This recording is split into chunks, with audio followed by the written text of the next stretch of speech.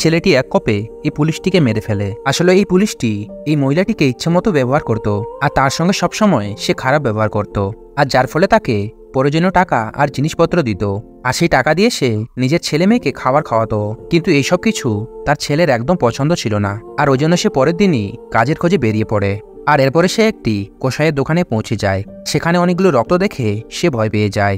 কাজ পাওয়ার জন্য সে অনেক দোকানে খোঁজ করে, কিন্তু কোথাও সে কাজ পায় না। আর কোনো উপায় না পেয়ে সে ওই কসাইয়ের দোকানে কাজ করতে বাধ্য হয়ে যায়। একদিন যখন তার ছেলেটি কাজের মধ্যে ছিল, তখন সেই পুলিশটি তার বাড়িতে আসে। যখন তার ইচ্ছে এই মহিলাকে দিয়ে পূরণ হয় না, তখন সে বাইরে এসে তার মেয়েকে বলে, তোমার মা তোমায় ভেতরে ডাকছে। তখন সে মিথ্যা কথা বলে তার মেয়েকে ভিতরে ডেকে নেয়। আর এই সব কিছু যখন তার মা জানতে পারে, সে পুলিশটিকে বাধা দেয়। আর বাইরে থেকে তার ছোট ভাই দরজা খোলার জন্য অনেক চেষ্টা করছে, কিন্তু সে কিছুতেই দরজা খুলছে না। এদিকে পুলিশটি সেই মহিলাকে অনেক মারধর করে। ঠিক ওই সময়ই তার বড় ছেলে বাড়িতে পৌঁছে যায়। তার ভাইয়ের কাছে জিজ্ঞাসা করে কি হয়েছে।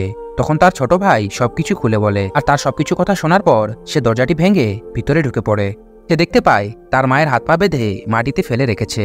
এদিকে সেই পুলিশটি তার বোনের সঙ্গে জর্জবস্তি করছে। এই সবকিছু দেখার পর সেই ছেলেটি অনেক রেগে যায়। তাদের দুজনের মধ্যে লড়াই শুরু হয়ে যায়। এখানে তার মাও সে পুলিশটিকে মারতে সাহায্য করে।